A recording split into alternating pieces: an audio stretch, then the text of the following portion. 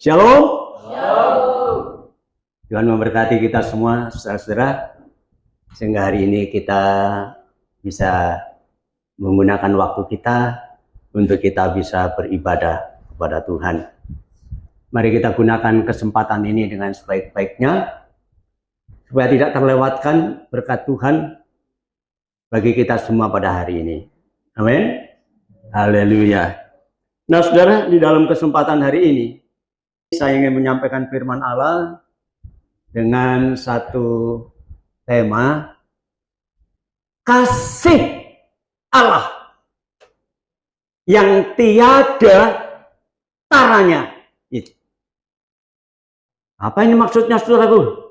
Ya, saudaraku, yang dimaksudkan kasih itu adalah perasaan sayang.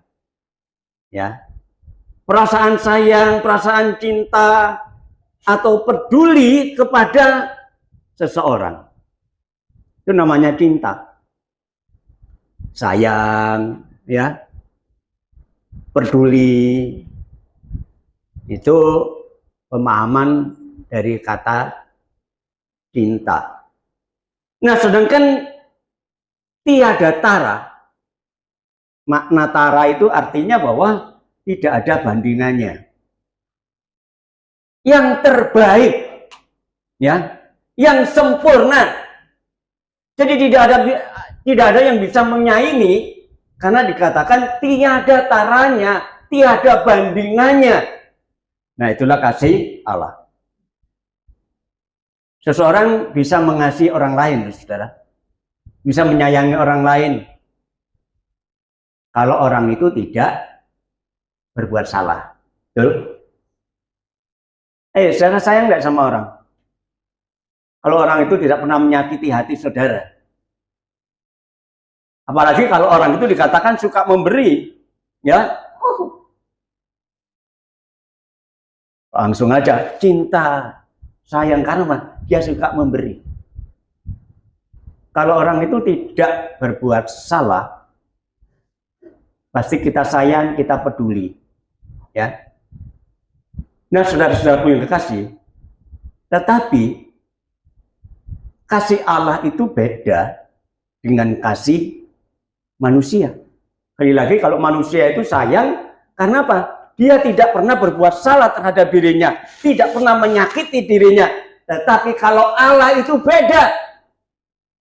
Makanya dikatakan kasih yang tiada tara, karena kasih Allah itu diarahkan, ditujukan, diberikan justru kepada orang yang pernah menyakiti hatinya. Saudara, ini perbedaannya. Makanya saya katakan kasih Allah itu tidak ada taranya, tidak ada bandingannya. Baik, kita akan membaca dalam kitab Nehemia pasal 9 ayat yang ke-31.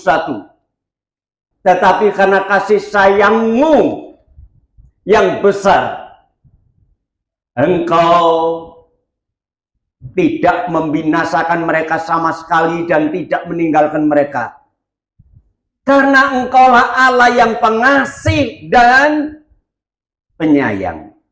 Haleluya. Hebatnya kasih Allah. Tidak pernah putus di tengah jalan. Kasih Allah tidak berkesudahan. Dan ini diarahkan ketika Nabi-Nya mengatakan bahwa bangsa Israel itu adalah suatu bangsa yang tegar tengkuknya. Sudah ditolong, sudah dipelihara oleh Tuhan sampai di padang gurun saja dia makan mana selama 40 tahun. Tetapi tetap mokong. Ya. Sampai kemudian ya pengalaman apapun yang terjadi yang menyakitkan hati Tuhan. Sampai menyembah berhala sekalipun. Tetapi Nehemia berkata, tetapi karena kasih sayang-Mu ya Allah yang begitu besar, Engkau tidak membinasakan mereka sama sekali. Coba bayangkan. Beda ya dengan manusia. Kalau manusia sudah berbuat salah terhadap kita, paling tidak omongan kita hebat. Sampai mati. Aku nek lali. Betul kan? Ayo. Tidak peduli siapapun. Ya. Saudaraku, tetapi kasih Allah yang dinyatakan oleh Nabi Nehemia ini, saudaraku, itu kasih bukan hanya terbatas kepada waktu perjanjian lama. Tidak terbatas hanya kepada suku bangsa Israel. Tetapi ternyata kasih Allah itu melimpah kepada semua orang. Kepada semua bangsa. Ya. Baik, kita akan membaca di dalam Yohanes pasal 3 ayatnya yang ke-16. Karena begitu besar kasih Allah akan dunia ini. Artinya akan semua bangsa, bukan hanya khusus bangsa Israel. Karena begitu besar kasih Allah akan dunia ini, kemudian dinyatakan, sehingga telah mengaruniakan anaknya yang tunggal. Mati di atas kayu salib. Supaya mereka, setiap orang yang percaya kepadanya tidak binasa, melainkan beroleh hidup yang kekal. Coba bayangkan. Manusia itu sudah menyakiti Allah sedemikian rupa. Perintahnya nggak diturut, firman-Nya nggak diikuti. Sampai kemudian terpaksa diusir. Tapi ternyata kasih Allah nggak pernah terhenti. Dia tetap sayang kepada manusia. Dan kalau hari ini termasuk saudara dan saya. Kita punya kelebihan apa sih? Ayo. Saya mau tanya kepada saudara. Kelebihan kita apa sehingga orang lain patut bangga atas kita? Kita ini orang yang banyak masalah, banyak persoalan. Tetapi justru kasih Allah dinyatakan. Saudaraku, dengan bukti karena sayangnya kepada manusia. Sampai mengaruniakan anaknya sebagai pengganti yang mengalami hukuman. Mestinya manusia, tetapi ternyata diambil alih oleh anaknya yang tunggal, yaitu Yesus Kristus. Ya, tidak ada seorang pun yang rela kehilangan anaknya. Saya ingin tahu saudara, karena saudara sayang kepada sahabat, kemudian anaknya dikorbankan. Saya ingin tahu. Wis gak apa-apa anak kowe PN. Yang penting sahabatku tulno. Tidak ada. Tapi justru Allah ini berbeda, saudara. Karena sayangnya anak satu-satunya, ya walaupun ini hanya istilah saja, anak satu-satunya diserahkan sampai mati di atas kayu salib, ya, untuk menggantikan, untuk menyatakan kasih Allah yang tiada tara itu kepada manusia, ya. Sekali lagi, justru yang mendapat perhatian orang berdosa. Siapa yang merasa tidak berdosa di sini? Angkat tangan. Saudara, justru kalau kita merasa berdosa, yakin dalam arti ya kita menyadari diri kita berdosa, Allah justru memperhatikan kita. Ini satu yang sangat luar biasa yang tidak bisa diterima oleh akal. Ya. Nah, Markus pasal yang ke-10 ayat yang ke-45 dikatakan di sana, karena anak manusia, karena Yesus Kristus yang dinyatakan sebagai anak Allah tadi, yang datang ke dalam dunia ini, juga datang bukan untuk dilayani, ya, bukan untuk dilayani sehingga karena dia adalah anak Allah dilayani, tidak, melainkan untuk melayani. Siapa yang dilayani? Manusia berdosa, dan untuk memberikan nyawanya menjadi tebusan bagi banyak orang. Ini sekali lagi saudara, kalau kita baca Alkitab itu seringkali ada hal-hal yang nggak masuk akal, nggak diterima oleh akal. Tapi kenyataannya begitu. Justru saking cintanya Allah itu kepada manusia yang justru manusia berdosa, sampai dia rela korbankan anaknya yang tunggal, Tuhan kita Yesus Kristus. Ya. Tetapi saudara, masalahnya, walaupun cinta itu dinyatakan, apakah semua orang menikmati?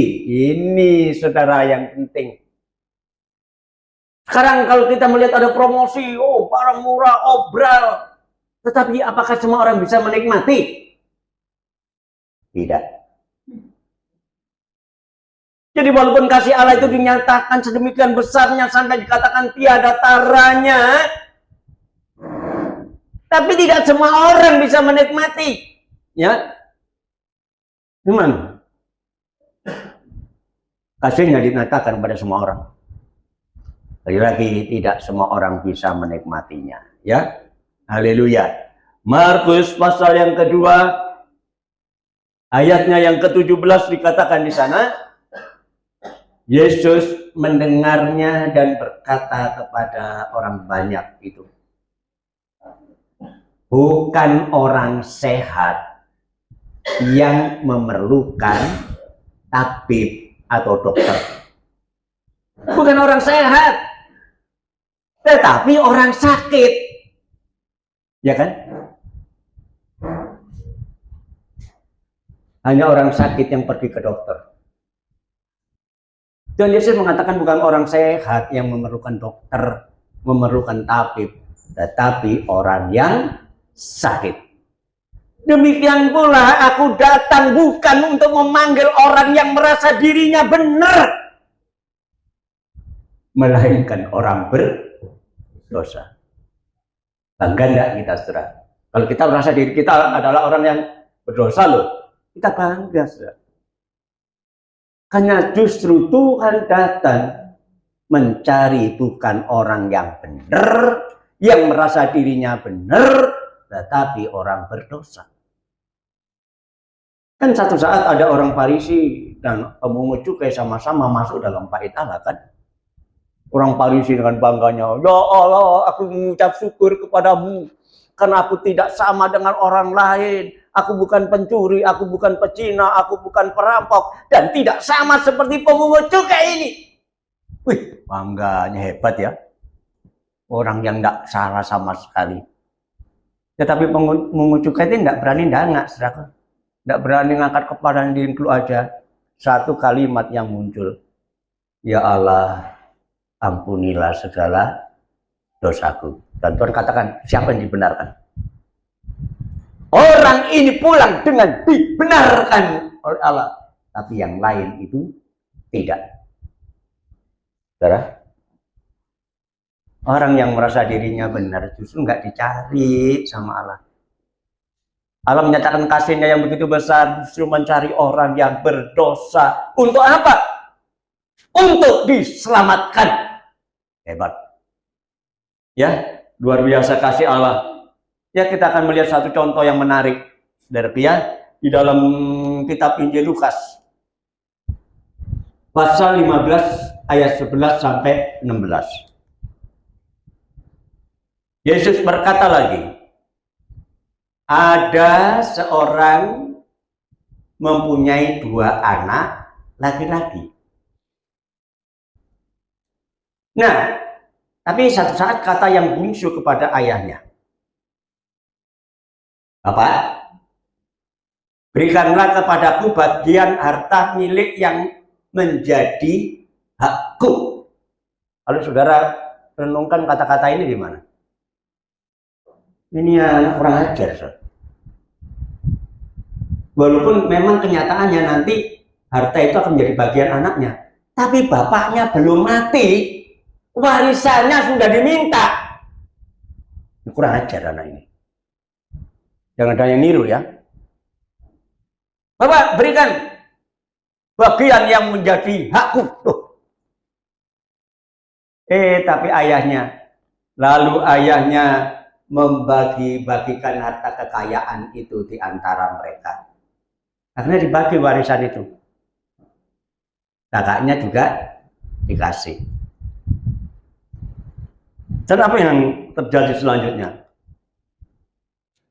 Beberapa hari kemudian, anak bungsu itu menjual seluruh bagiannya itu, lalu pergi ke negeri yang jauh minggat. Bayangkan saudara, belum waktunya dapat warisan, walaupun milik ayah itu dalam milik anaknya juga kan. Tapi tiba-tiba minta. Jangan ditiru ya, bapaknya belum mati warisannya sudah diminta. Ya. Tapi bapak itu ya karena belas kasihan dikasih.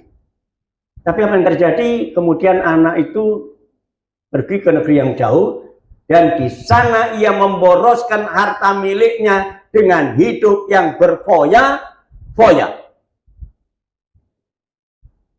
Ini anak yang nggak tahu diri, ya. Nah, setelah dihabiskan semuanya, timbullah bencana kelaparan. Kok yo? Tadi waktu dia masih punya harta nggak ada kelaparan, ya sudah jatuh ketimpa tangga ini namanya. Ya, setelah dihabiskan semuanya, timbullah bencana kelaparan di dalam negeri itu, dan ia pun mulai tidak miskin tetapi melarat. Miskin sama melarat itu beda loh. Miskin itu sekedar nggak punya. Tapi kalau melarat, itu sudah jauh bebannya. Miskin, ya. Dan pada waktu hartanya sudah habis, datanglah yang namanya bala kelaparan, sehingga ia mulai melarat. Kira-kira enak enggak? Orang yang berbuat dosa kan berarti dia berdosa. Oh, milik bapaknya belum dikasihkan sudah diminta dan dia pergi. Nah ini kan anak yang nggak benar nih saudara. Apakah dia beruntung? Tapi ternyata dia menjadi miskin dan melarat. Ya. Lalu ia pergi dan bekerja pada seorang majikan di negeri itu. Dan orang itu menyuruhnya ke ladang untuk menjaga babi. Merosot posisinya. Jangan dipikir kalau meninggalkan orang tua yang sayang sama anaknya, kemudian dia akan menjadi jauh lebih baik. Enggak. Sampai kerja saja repot. Tidak dikasih posisi yang baik, malah disuruh jaga babi. Loh, kalau jaga babi saja enak ya saudara ya, oh cuma sekedar jaga. Tapi apa yang terjadi kemudian? Lalu ia ingin mengisi perutnya, karena dia lapar. Dia ingin mengisi perutnya dengan ampas yang menjadi makanan babi. Oh, ini enggak sekedar miskin, tidak sekedar melarat, hancur lebur. Dimana ampas makanan yang biasa dimakan oleh babi, kemudian manusia ingin memakannya, tapi ketika dia minta saja nggak dikasih. Nah, apa dipikir kalau menjauh dari orang tua itu akan jauh lebih baik. Dalam hal ini adalah, karena ini adalah gambaran perumpamaan yang diberikan oleh Tuhan, menjauh dari Tuhan Bapa kita. Ya sudah, yang dipikir, oh nyatanya aku nggak apa-apa, walaupun aku nggak pernah kebaktian, silakan. Silakan, saudara. Jangan kita menjauh. Ya, saudaraku, sampai makan saja kesulitan. Berapa banyak saya melihat orang-orang Kristen yang mundur dari Tuhan. Nggak tambah enak hidupnya. Ya, bukan berarti kalau ikut Tuhan itu kemudian hidupnya mapan, enak, begitu luar biasa. Enggak. Tetapi yang penting hubungan dengan Bapak itu menjadi jauh lebih baik. Ya, sebab itu jangan kemudian menganggap enteng, saudaraku ya, ibadah. Jangan menganggap enteng kalau kita ingin bertemu dengan Tuhan. Ya, karena ibadah itu mengandung janji bukan hanya untuk hidup yang sekarang, tetapi juga untuk hidup yang akan datang.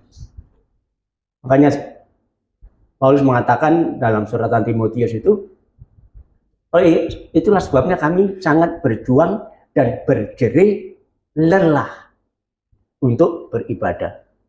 Saya yakin saudara untuk datang ibadah bukan tidak ada pengorbanan. Paling tidak waktu saudara sudah dikorbankan. Tapi kita bisa menikmati pemeliharaan Allah untuk hidup yang sekarang dan hidup yang akan datang. Nah, masalahnya sekarang, bagaimana mendapat pemulihan? Kalau sudah hancur lebur ini, hidup sudah hancur lebur karena meninggalkan bapaknya. Kalau kita meninggalkan Tuhan, pasti hidup akan hancur lebur. Tetapi apakah bisa pulih? Ini yang penting. Tadi dikatakan kasih Allah yang tiada taranya. Dan bagaimana kondisi daripada anak yang bungsu ini setelah hancur lebur, apakah bisa pulih? Ini yang menjadi pertanyaan dan kita tunggu jawabannya. Bisa pulih enggak? Nah, dikatakan di situ, pertama, bisa pulih kalau orang itu sadar akan dirinya. Yang pertama. Yang kedua, tidak hanya sekedar sadar, tetapi kembali kepada Bapaknya, kembali kepada Allah. Dan yang ketiga, tidak cukup kembali tok, tetapi mengaku segala dosanya. 3 langkah ini, saudaraku, untuk mendapatkan pemulihan. Kasih Allah yang tiada tara itu akan menjadi nyata dalam kehidupan seseorang yang melakukan satu tindakan yang berdosa dan merasa dirinya bersalah berdosa, tetapi mengambil 3 langkah ini, maka dia akan dipulihkan dengan segera. Ini janji Allah. Saya hanya baca-baca Alkitab, saudara. Ya, tugas saya hanya menyampaikan apa yang Tuhan berikan kepada saya untuk saya susun menjadi satu khotbah dan kemudian saya sampaikan. Itu tugas saya. Dan hari ini saya bagikan kepada saudara bagaimana caranya kalau kita bisa menikmati pemulihan dari Allah. Dan kasih Allah yang tiada taranya itu menjadi bagian di dalam hidup kita. Ya. Nah, kita akan memperhatikan yang pertama. Sadar. Sadar itu eling, saudara ya. Aduh, iya ya. Aku kok begini ya. Itu namanya sadar. Ya. Sadar akan dirinya. Lukas pasal 15 ayat yang ke-17. Lalu ia menyadari keadaannya. Ini yang penting pertama, sadar dampak dari tindakannya yang salah tadi. Dia berkata, betapa banyaknya orang upahan bapakku yang berlimpah-limpah makanannya. Nah, karyawan bapaknya saja nggak pernah kelaparan, saudaraku ya. Tetapi aku di sini mati kelaparan. Karyawan bapakku, dia makan dengan nyaman, makan dengan kenyang. Tetapi aku di sini mati kelaparan. Kenapa? Karena salahnya. Bayangkan saudaraku, ya, ketika kondisinya masih aman, nggak ingat bapaknya. Banyak orang Kristen begitu loh. Kalau kondisinya lagi enak, mapan, cukup segalanya, kadang-kadang lupa sama Tuhan. Mau makan aja berdoa itu lo lupa. Gitu. Kalau ingat, Tuhan cuma ditawari tok. Tuhan makan. Ya Tuhan mangan ona. Cuma ditawari tok. Sudah hati-hati ya. Seringkali kalau hidup kita lagi, tidak ada persoalan, tidak ada masalah, lupa sama Tuhan. Tetapi bersyukurlah kita bisa dapat gambaran daripada anak ini. Ya, ketika masalah terjadi, baru sadar. Apa perlu saudara mengalami masalah dulu baru sadar? Siapa? Ngatakan. Alangkah baiknya walaupun tidak mengalami masalah, hidup ini masih punya hubungan dengan Tuhan. Jangan kemudian setelah meninggalkan Tuhan dan terjadi masalah baru sadar. Untung dia sadar masih hidup. Coba. Sampai pada matinya dia belum sadar. Kemana? Untung dia sadar. Itu yang penting. Ya. Kalau keadaannya aman-aman saja, wah sudah. Dihambur-hamburkan, berfoya-foya sampai habis uangnya, ya. Saudaraku, tetapi anak ini ternyata kemudian sadar. Cukup sadar? Iya ya, aku salah ya. Cukup sadar? Tidak. Sadar dan kemudian harus disertai dengan pertobatan. Ya. Kita baca di dalam Kisah Rasul pasal yang ketiga, ayatnya yang ke-19. Karena itu sadarlah. Bagus, sadar bagus. Tapi tidak cukup. Karena itu sadarlah dan bertobatlah. Supaya dosamu dihapus. Ya, dari sadar saja tidak cukup, tapi perlu bertobat.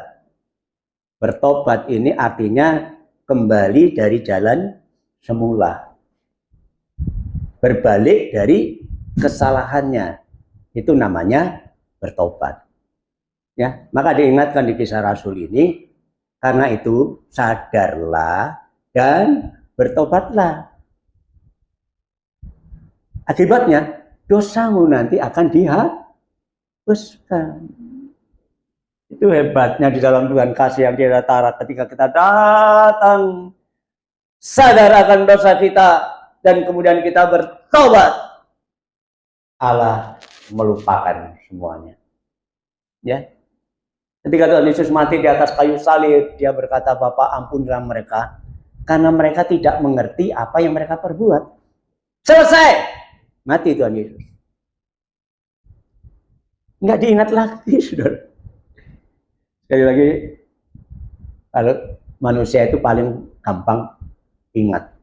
Ya, paling gampang ingat. Makanya jangan berani-berani ya.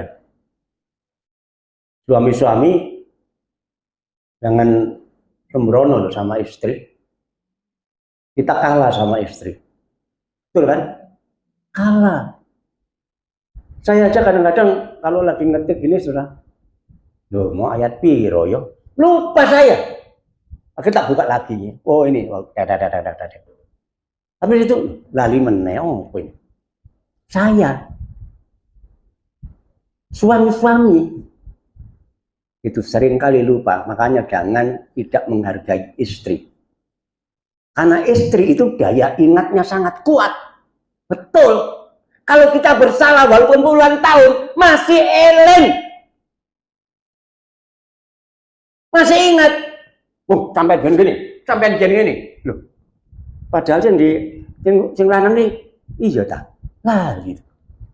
Makanya jangan wani-wani karo wong wedok. Bener, saudara. Saya pernah bertamu kepada teman saya, suaminya nggak ada, yang ada istrinya. Suruh masuk, tapi nggak di ruang tamu, di dapur. Di dapur ada meja, banyak makanan. Yes, pas. Aku dari mana nih? Tapi nggak ditawani belas.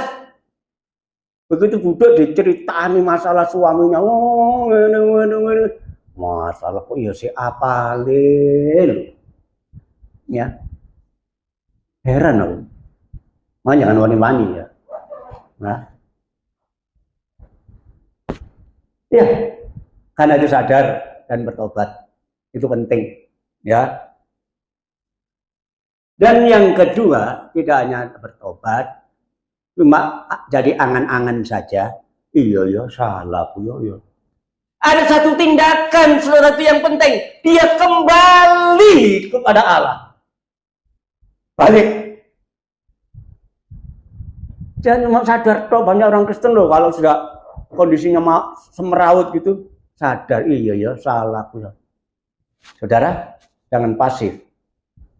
Jangan cuma sadar, toh. Balik.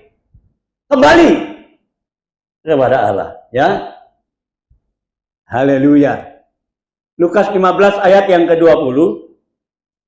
Maka setelah dia sadar, dia bangkit dan pergi kemana? Pergi kepada Bapaknya. Ini penting. Kalau kita sudah bersalah, merasa bersalah kepada Allah, baliklah kepada Allah. Haleluya. Dan apa yang terjadi? Ketika ia masih jauh, ayahnya telah melihatnya. Lalu tergeraklah hatinya oleh belas kasihan. Ini namanya Bapak. Ya. Begitu melihat anaknya pulang, tentu justru penampilannya beda. Ya. Penampilannya beda dari awal dulu. Wah, gitu. Pulangnya. Saudara, dan dikatakan lalu tergeraklah hatinya oleh belas kasihan, ayahnya itu berlari mendapatkan dia, lalu merangkul dan mencium anaknya. Hebat ini. Inilah orang tua. Di sini adalah Bapak yang di surga. Begitu ada orang bertobat, mungkin kita masih takut-takut datang kepada Tuhan, tetapi ternyata Bapa yang di surga sudah lari mendapatkan kita dan merangkul dan mencium. Amin. Kasih Allah tiada taranya. Dia lupakan semua. Ya. Ketika anaknya masih jauh. Bapaknya bukan anaknya yang lari, Bapaknya yang lari mendekati. Ya, sama dengan kita. Ketika kita masih berdosa, bukan kita yang lari kepada Allah, tapi Bapaknya yang turun melalui Yesus Kristus ke dalam dunia ini mencari bukan orang yang benar, tetapi justru orang yang berdosa. Saudara, bangga kita. Ya, saya bangga percaya sama Tuhan, karena bukan kebaikan saya, tetapi karena kasih daripada Bapak yang begitu besar dan luar biasa. Ya. Kemudian ketika dia sudah bertemu dengan Bapaknya, apa yang terjadi? Dia mengaku segala dosanya. Ini hebat. Kalau kita mengaku kepada Bapa yang di surga segala dosa kita, beda kalau kita mengaku dengan manusia. Kalau kita mengaku sama manusia, aduh, Tiba kamu begitu ya? Kamu begini ya? Untung nggak dikepruk. Pak, maaf Pak, saya yang mencuri mangganya Bapak. Langsung, ayo Pak Leno, bayar sekian. Tapi kalau kita lari kepada Allah, Allah sudah melupakan semua kejahatan kita. Itu luar biasa, ya. Mengaku segala dosa kita. Lukas 15 ayat yang ke-21, kata anak itu kepadanya, Bapak, aku telah berdosa terhadap surga dan terhadap Bapak.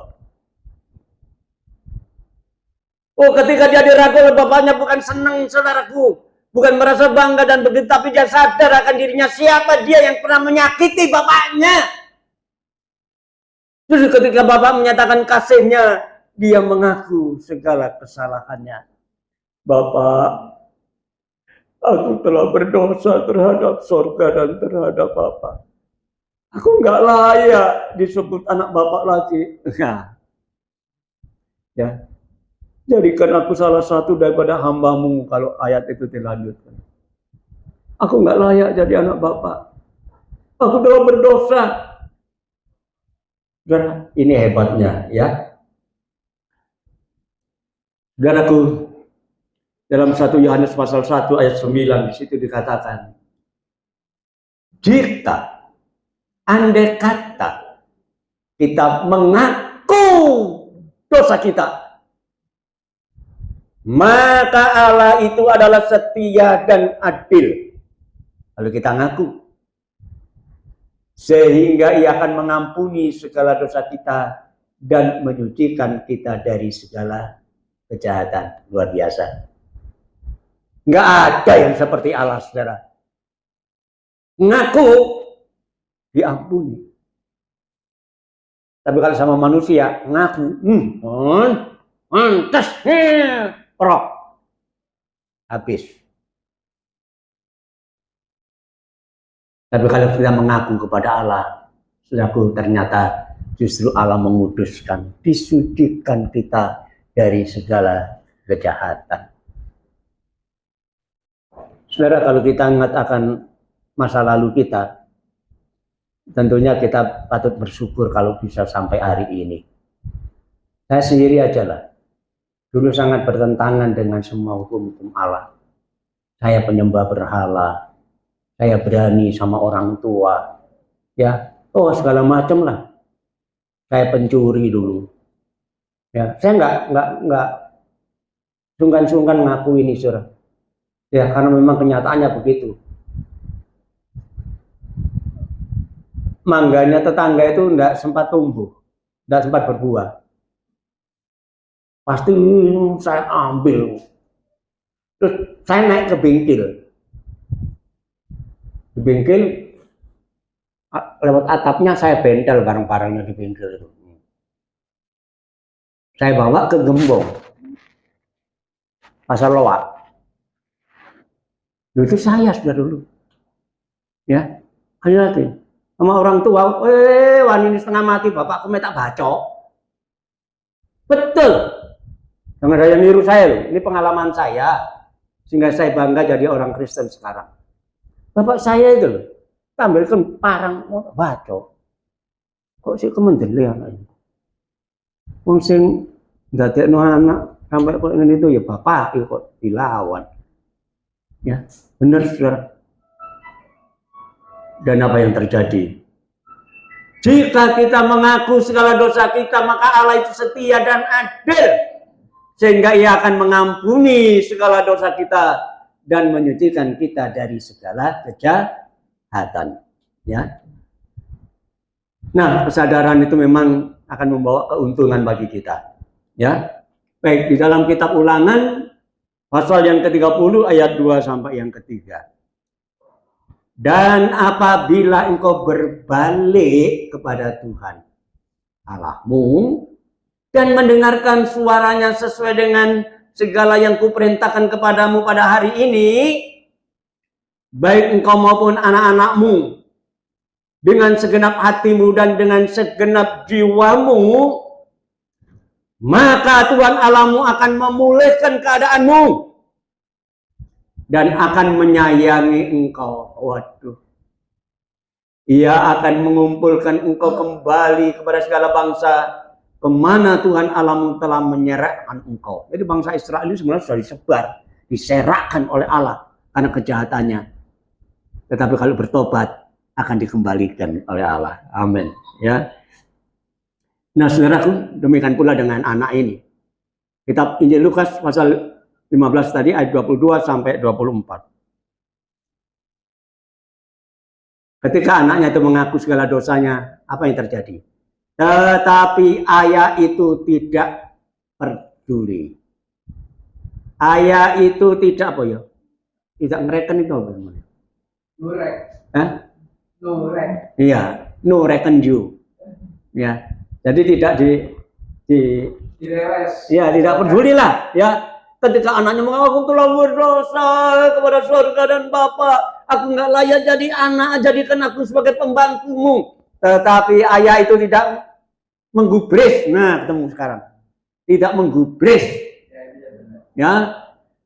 Dan berkata kepada hamba-hambanya, pembantu-pembantunya, lekaslah bawa kemari jubah yang terbaik. Pakaikanlah itu kepadanya dan kenakanlah cincin pada jarinya dan sepatu pada kakinya. Hebat enggak? Oh, kalau Allah sudah menyatakan kasihnya yang begitu besar yang tiada taranya, kalau anak itu walaupun terjungkal bagaimana dahsyatnya dia jatuh, tetapi ketika dia berbalik, sadar dan bertobat, apa yang terjadi? Allah tidak kembali memperhatikan kesalahannya. Bapak itu tidak memperhatikan kesalahannya, tapi justru ambil pakaian yang baru, ganti pakaian anakku, kasih cincin ya, dan pakai sepatu. Hebat enggak? Allah itu luar biasa. Dan satu lagi, ambillah anak lembu tambun, sembelihlah dia dan marilah kita pesta.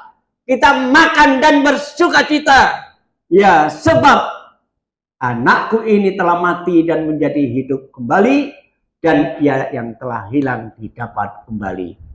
Maka mulailah mereka bersuka cita. Saudara, dampak dari kesadaran dan pertobatan kita, ternyata Allah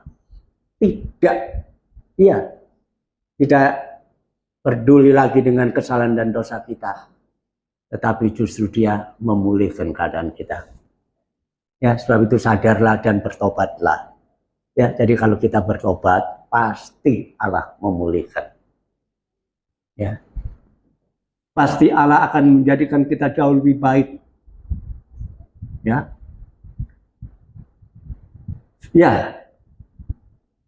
kelihatannya memang nggak masuk akal ini. Ya, orang yang sudah menyakiti hatinya, orang yang sudah mengecewakan, tetapi justru Allah menyatakan kasih-Nya yang begitu dahsyat. Ya, hanya satu modalnya, sadar dan bertobat. Ternyata pemulihan yang sangat luar biasa terjadi. Ya, dikatakan sampai diadakan pesta yang luar biasa dengan pergantian pakaian, cincin dan sepatu. Bayangkan betapa senangnya dan bangganya anak itu sekarang. Ya, kalau kita diampuni Tuhan, ada satu kebanggaan yang tersendiri. Orang lain tidak bisa merasakan, tapi kita yang merasakannya. Ya, saudaraku ya.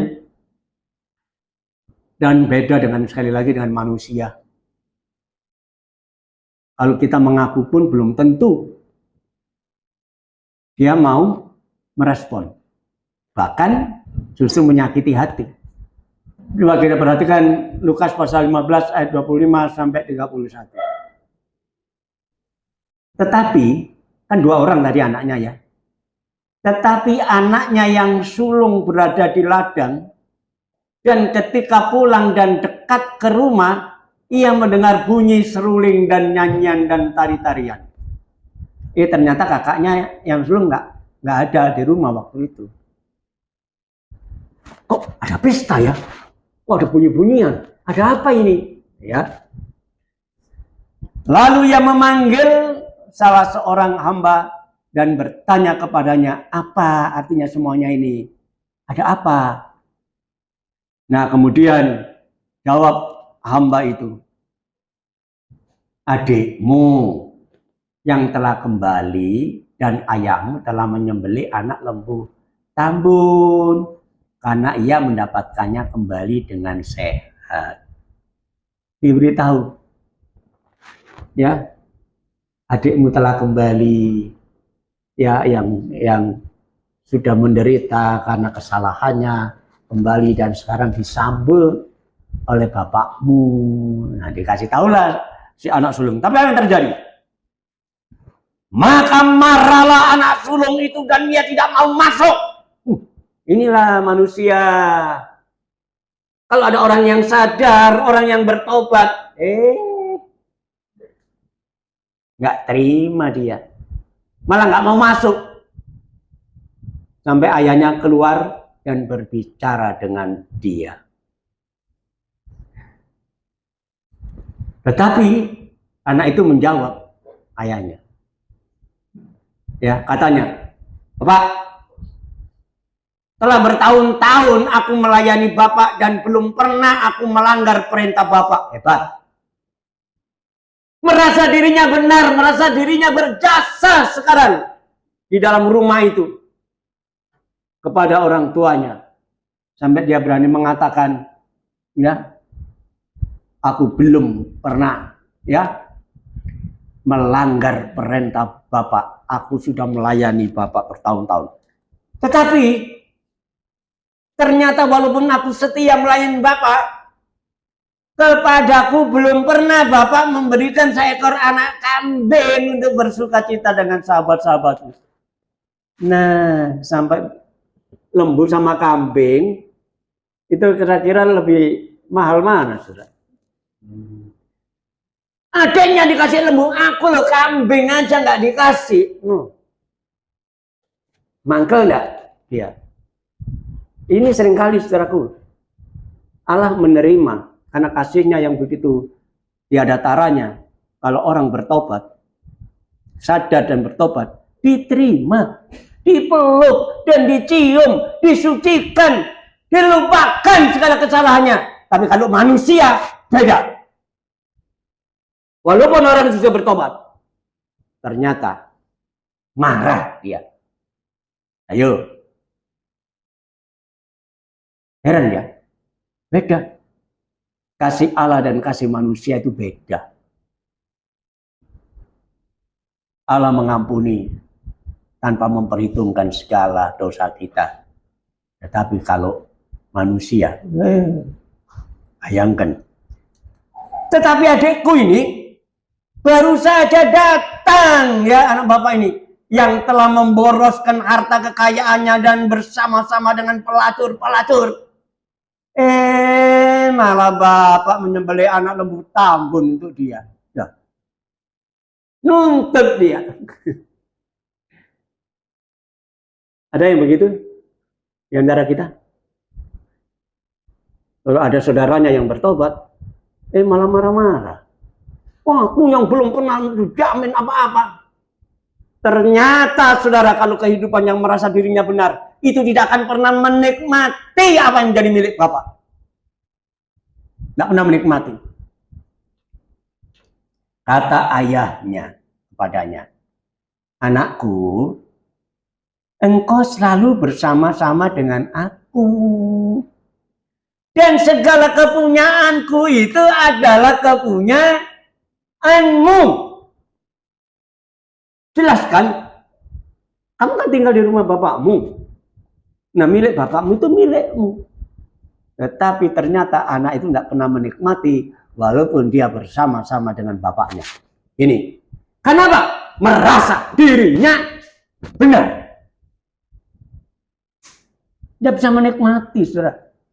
walaupun hidup dekat dengan Tuhan. Bagi orang yang rohani sekalipun. Tapi kalau merasa diri ini benar, ternyata tidak menikmati apa yang menjadi milik Bapak. Loh, kamu kan bersama-sama dengan aku di dalam rumah ini. Apa yang menjadi milikku, itu menjadi milikmu juga. Kenapa kamu tidak menikmati? Karena merasa dirinya jauh lebih baik. Itu sebabnya tadi ketika adiknya itu pulang tanpa basa-basi, tanpa banyak bicara, walaupun anak bungsunya ini berkata, aku telah berdosa terhadap Bapak, aku tidak layak jadi anak Bapak, jadi kan tidak direken sama bapaknya. Kenapa? Dia tahu anaknya telah sadar dan bertobat. Maka dirubah keberadaan anaknya, dikasih baju baru, dikasih cincin baru, dikasih sepatu baru. Dan ada pesta hebat. Kasih Allah tiada taranya. Lalu kita berani merendahkan diri dan mengaku segala dosa kita. Ternyata Allah menyatakan kasih yang berbeda dengan manusia memiliki kasih. Ya, nah saudaraku, bila kita menyadari keberadaan kita tidak perlu khawatir terhadap orang-orang yang tidak mau menerima kita. Tidak perlu khawatir. Ya, karena Allah justru yang mengasihi kita. Itu yang penting. Kalau mungkin saudara dibenci oleh saudara yang lain, jangan khawatir. Yang penting Tuhan cinta sama kita. Dan itu harus diawali dengan kesadaran dan pertobatan. Ya. Dalam Efesus pasal yang kedua ayat 3 sampai 6, sebenarnya kata Paulus ya, dahulu kami semua juga terhitung di antara mereka. Sesungguhnya sebenarnya kami adalah orang berdosa ketika kami hidup di dalam hawa nafsu daging dan menuruti kehendak daging dan pikiran kami yang jahat. Pada dasarnya kami adalah orang-orang yang harus dimurkai sama seperti mereka yang lain. Ini sadar. Benar kami ini sama dengan mereka. Kami bukan orang baik. Ya, kami adalah orang berdosa. Tetapi Allah yang kaya dengan rahmat, oleh karena kasih-Nya yang begitu besar, yang dilimpahkannya kepada kita,